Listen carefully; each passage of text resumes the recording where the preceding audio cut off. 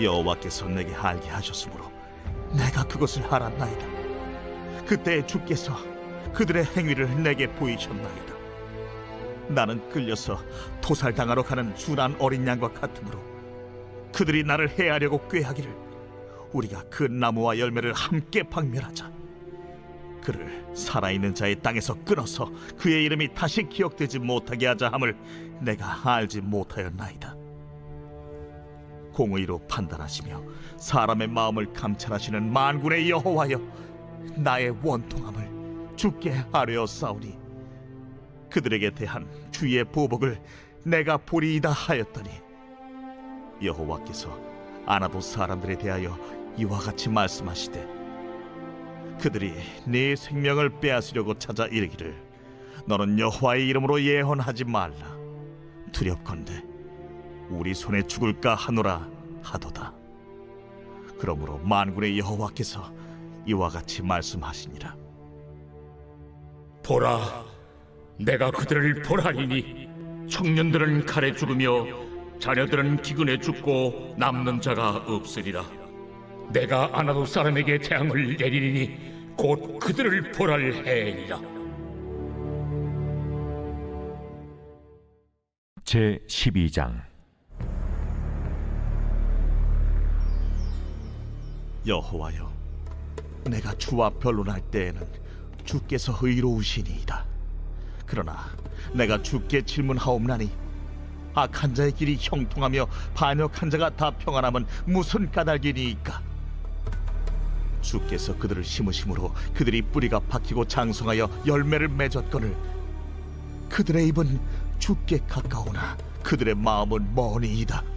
여호와여, 주께서 나를 아시고 나를 보시며 내 마음이 주를 향하여 어떠함을 감찰하시오니 양을 잡으려고 끌어낸 것 같이 그들을 끌어내시되 죽일 날을 위하여 그들을 구별하옵소서. 언제까지 이 땅이 슬퍼하며 온 지방의 채소가 마르리이까? 짐승과 새들도 멸절하게 되었사오니 이는 이 땅 주민이 악하여 스스로 말하기를 그가 우리의 나중 일을 보지 못하리라 함이니이다. 만일 네가 보행자와 함께 달려도 피곤하면 어찌 능히 말과 경주하겠느냐? 네가 평안한 땅에서는 무사하려니와 요단 강물이 넘칠 때는 어찌하겠느냐? 내 형제와 아버지의 집이라도 너를 속이며 내 뒤에서 크게 외치나니 그들이 내게 좋은 말을 할지라도 너는 믿지 말지니라.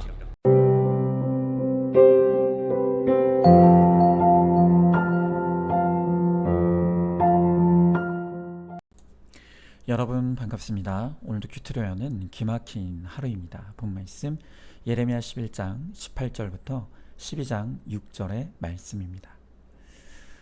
오늘 여러분들에게 믿음에 관하여 단도직입적으로 점검하고 싶은 것이 있습니다.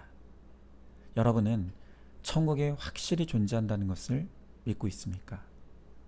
그리고 또한 지옥도 확실히 존재하는 것을 믿으십니까? 여러분, 이것은 대단히 중요한 믿음입니다. 우리는 예수 믿는 사람들이기 때문에 천국에 대해 관심이 많습니다. 당연하죠. 그러나 성경은 의인이 가는 천국이 있음을 가르쳐 주는 것과 동시에 악인이 가는 지옥도 존재함을 가르쳐 주고 있습니다. 여러분이 정말 천국이 있고 또한 하나님의 심판이 있다는 사실을 믿는다면 이 세상에서 악한 사람들 때문에 속상해하거나 또는 그 악한 사람으로 인해서 분노하거나 또는 악한 사람으로 인해서 시험 들지 않아야 합니다. 여러분, 하나님이 정말 살아계시고 천국이 있고 또 악한 자는 반드시 심판받아 지옥에 가게 된다는 것을 안다면 잠시 동안 악한 사람들이 득세하고 또 악한 사람들이 더 잘되고 한다고 해서 그것이 속상할 이유가 뭐가 있겠습니까? 여러분, 오늘 예레미야는 성경을 통해서 누가 지옥에 갈 자인지를 우리들에게 분명하게 보여주고 있습니다. 지옥에 가는 자는 어떤 자들입니까? 첫째로 구원을 회방한 자들이 지옥에 갑니다. 자, 오늘 21절부터 23절의 말씀해 보니까 여호와께서 아나돗 사람들에 대하여 이와 같이 말씀하시되 그들이 내 생명을 빼앗으려고 찾아 이르기를 너는 여호와의 이름으로 예언하지 말라. 두렵건대 우리 손에 죽을까 하노라 하도다. 그러므로 만군의 여호와께서 이와 같이 말씀하시니라. 보라, 내가 그들을 벌하리니 청년들은 칼에 죽으며 자녀들은 기근에 죽고 남는 자가 없으리라. 내가 아나돗 사람에게 재앙을 내리니 곧 그들을 벌할 해애니라 그랬습니다. 자, 오늘 말씀에 보면 아나돗 사람들이 죄와 심판의 복음을 외치는 예레미야 선지자를 미워했던 것 같습니다. 그래서 예레미야 선지자를 향해서 계속 예언하면 너를 죽일 것이라고 협박하여서 예레미야의 입을 막고자 했습니다. 자, 그러자 오늘 하나님은 선지자를 괴롭히고 복음을 회방한 아나돗 사람들을 벌하셔서 남은 자가 하나도 없게 하시겠다, 그렇게 말씀하십니다. 여러분, 마태복음 12장 31절에서 예수님은 어떤 죄라도 회개하면 사하심을 얻지만 성령을 회방하는 것은 사하심을 얻지 못한다고 말씀하십니다. 자, 여러분, 도대체 성령을 회방하는 자가 어떤 죄길래 이 죄는 용서받지 못한다고 하십니까? 여러분, 성령을 회방한다는 것은 바로 교회와 성도를 핍박함으로 구원을 방해하는 것, 바로 그것이 성령을 회방하는 죄입니다. 자, 그런데 여기서 우리가 중요하게 생각해야 될 것이 있습니다. 우리는 구원을 방해하는 자들은 당연히 예수를 믿지 않고 또 교회 밖에 있는 자들일 거라고 생각합니다. 물론 그건 당연한 일입니다. 그런데 정말 중요한 것은 구원의 방해자들은 교회 밖에만 있는 것이 아니라 교회 안에도 존재한다는 것입니다. 아주 오래된 유머예요. 어느 교회 예배 시간에 목사님이 설교를 하고 있는데 앞자리에 앉은 한 집사님이 설교 내내 꾸벅꾸벅 조는 것입니다. 그걸 본 목사님이 참다 못해 옆에 계시던 권사님에게 집사님 좀 깨우라고 그렇게 했습니다. 그랬더니 권사님이 혼잣말로 하는 소리가, 아니 잠은 목사님이 재워놓고 왜 나한테 깨우라 그래? 그랬다는 것입니다. 여러분, 성도가 예배 시간에 조는 건 거의 90%는 목사의 책임입니다. 정말 목사로서 늘 느끼는 거지만 설교는 하면 할수록 너무 어렵습니다. 그런데 목사가 대충 설교 준비하고 아무렇게나 설교해서 성도들을 졸게 만들면 정말 그분은 목사로서의 자격이 없다고 생각합니다. 여러분, 이건 좀 가벼운 이야기지만 목회자가 다 똑같은 목회자가 아닙니다. 어떤 목회자는 많은 사람을 천국으로 데려가는 목회자가 있는 반면에 또 어떤 목회자는 많은 사람을 지옥으로 데려가는 목회자도 존재합니다. 그런 일이 실제로 일어납니다.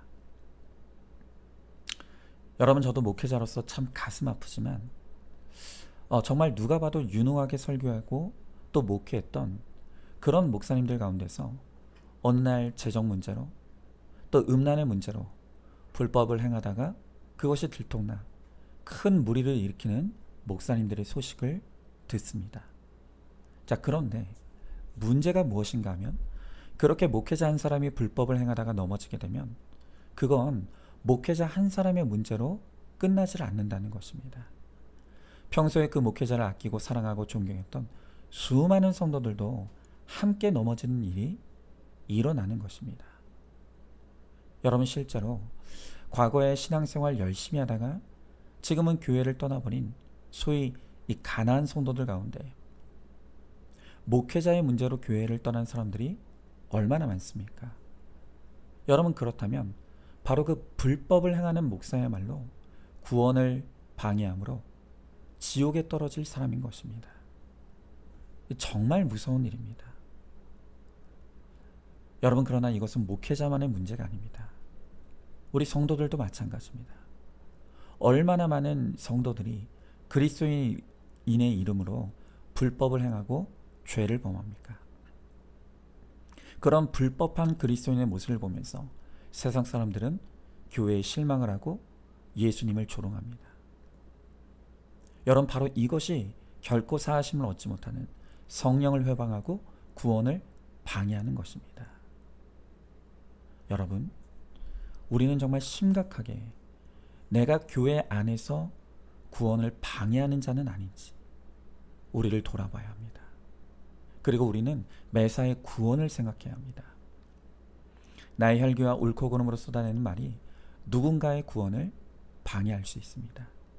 그렇기에 우리는 찰나의 순간에도 무엇이 구원을 위한 것인지를 생각하면서 때로는 할 말이 많아도 입을 굳게 다무는 적용을 할 수 있어야 합니다.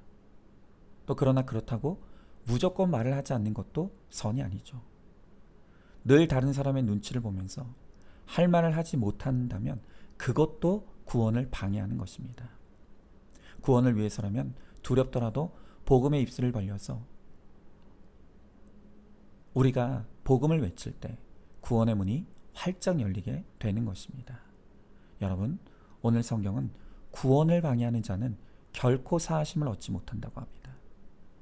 우리는 구원이 목적이 되고 구원이 사명이 되어서 나로 인해 구원의 문을 활짝 여는 우리 모두가 될 수 있기를 소망합니다. 자, 한번 질문해 봅니다. 구원을 회방하는 죄야말로 가장 무서운 죄라는 것을 알고 있습니까?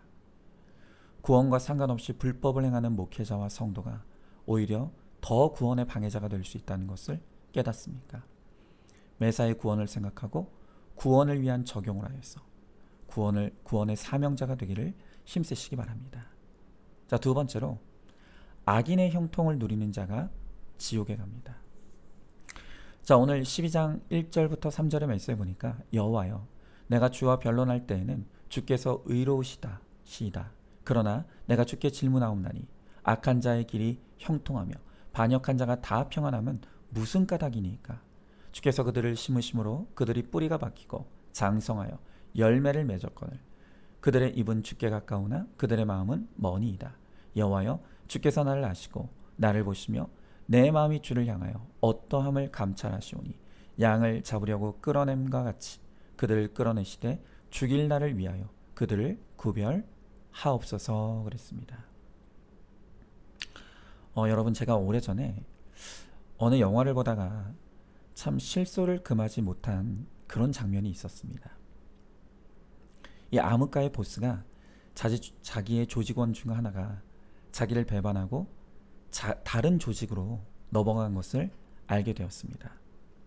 그러자 그 보스가 대노를 하면서 이 나쁜 놈의 자식, 내가 반드시 대가를 치르게 해줄 거야 하면서 분노를 주체하지 못합니다. 그런데 저는 그 장면을 보면서 너무너무 이해가 안 되는 겁니다. 왜냐하면 그 영화에서 제일 나쁜 놈이 그 보스였거든요. 가장 나쁜 놈이 누구 보고 나쁜 놈이라고 말하느냐 말입니다.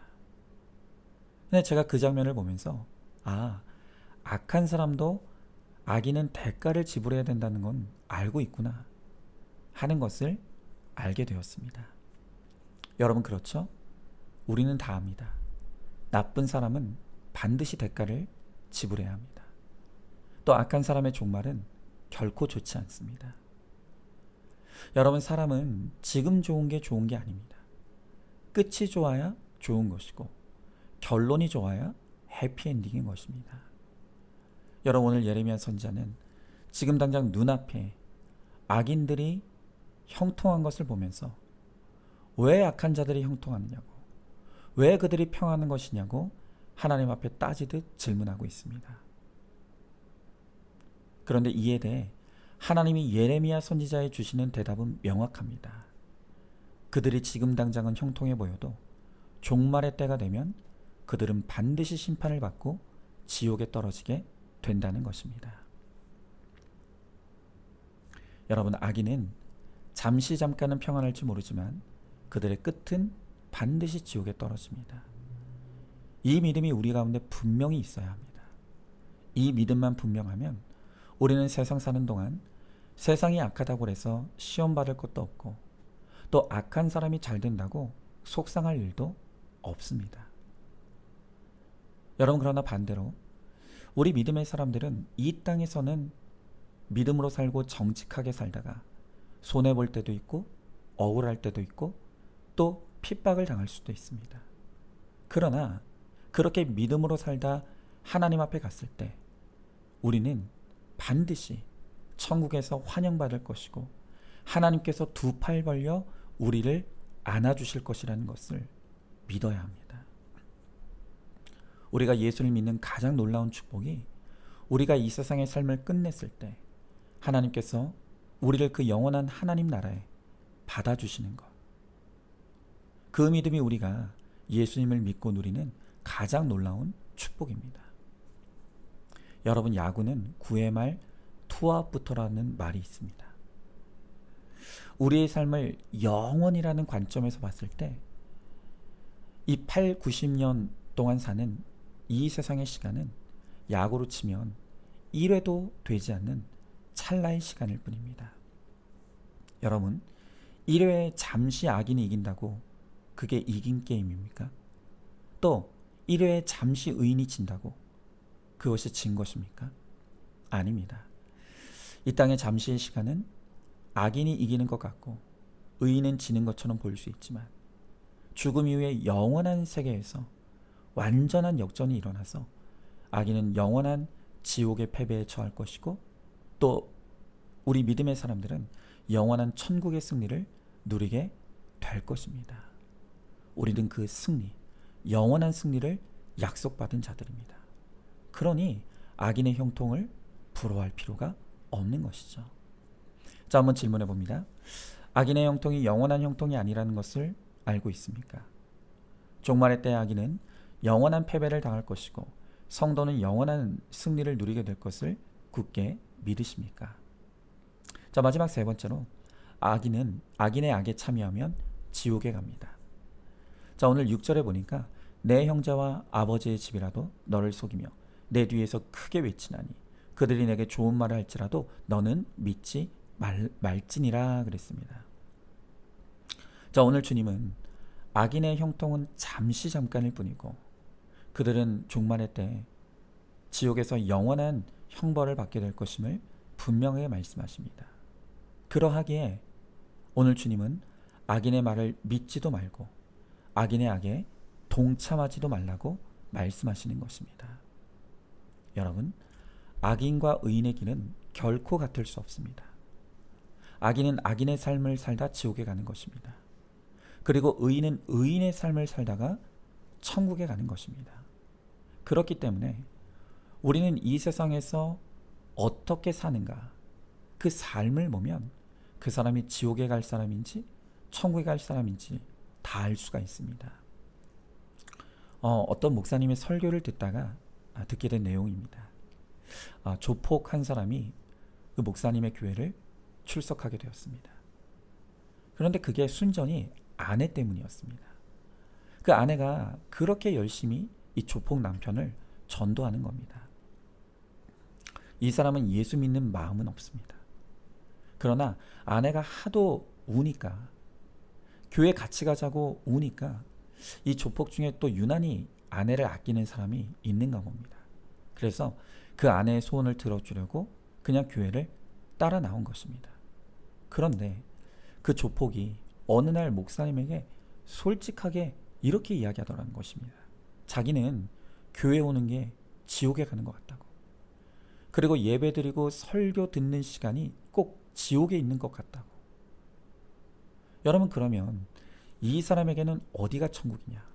이 조폭은 술집이 꼭 천국 같다는 것입니다. 자기는 솔직히 술집이 천국에 있는 시간 같다는 것입니다. 여러분, 사람이 이렇게 다릅니다. 천국 가는 사람은 천국 가는 길이 좋은 것입니다. 그리고 지옥 가는 사람에게는 천국 가는 길이 꼭 지옥길 같습니다. 지옥에 갈 사람에게는 천국 가는 길이 꼭 지옥 가는 길 같고 또 지옥 가는 길이 천국 같으니까 그래서 그 길로 가는 것입니다. 여러분, 천국 가는 길과 지옥 가는 길은 사람이 사는 것을 보면 금방 뚜렷이 구분이 됩니다. 그러므로 지금 내 삶을 점검해야 합니다. 지금 내 길을 잘 점검해야 합니다. 여러분, 무엇이 즐겁습니까? 무엇이 기쁩니까? 어디에 있을 때 천국에 있는 것 같고 어디에 있으면 지옥에 있는 것 같습니까? 여러분, 악인의 길, 악인의 형통을 부러워하면서 그 길에 동참하고 그 삶에 참여하고 있지 않습니까? 여러분, 그러면 그 길의 결국은 지옥입니다. 여러분, 속히 돌이키십시오. 믿음의 길, 의인의 길, 십자가의 길로 돌아와야 합니다. 그 길을 주님과 기쁘게 걸어가는 자는 반드시 천국에 참여하는 자가 될 것입니다. 자, 한번 질문해 봅니다. 내가 부러워하는 사람은 누구입니까? 믿음으로 사는 사람은 찌질해 보이고 형통을 누리는 악인은 멋있어 보이지 않습니까? 그래서 악한 자의 불법과 죄에 동참하고 있지는 않습니까? 십자가의 길을 따르고 팔복의 산에 오르는 자가 천국의 주인공이 될 것을 믿으시기 바랍니다. 자, 오늘도 9월 27일 보석 상자입니다. 돈, 시간, 건강을 나누는 것보다 더 귀한 것은 나의 고난을 나누는 것입니다.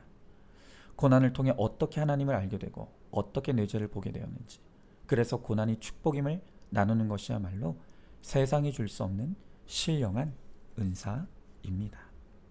아멘. 우리 함께 기도하겠습니다. 주님, 오늘 주님은 우리에게 천국과 지옥이 반드시 있음을 말씀해 주십니다. 믿음의 의인은 반드시 천국에 갈 것이고 악한 자들은 반드시 지옥에 떨어지게 됩니다. 그러하기에 악인을 부러워하지도 말고 악인의 길에 참여하지도 말라고 말씀하십니다. 주님, 우리가 이 세상에서 믿음으로 살면서 믿음의 길을 걸어가지만 때로는 믿음으로 사는 게 힘들게 느껴지고 악인이 편안하게 사는 것이 부럽게 느껴질 때가 있습니다. 그러나 오늘 말씀을 통해 다시 한번 우리가 가는 이 십자가의 길, 또 복음의 길이 바로 천국의 길임을 확신하게 하시고 우리에게 믿음을 주셔서 주와 함께 이 길을 잘 걸어가므로 마침내 천국에 참여하는 우리 모두가 되게 하여 주시옵소서. 믿사오며 사랑이 많으신 우리 예수님 이름 받들어 기도드리옵나이다. 아멘. 오늘도 큐티로 기막힌 하루를 살아내는 하늘가족 공동체 우리 모든 성도님 되시기를 주님의 이름으로 축복합니다.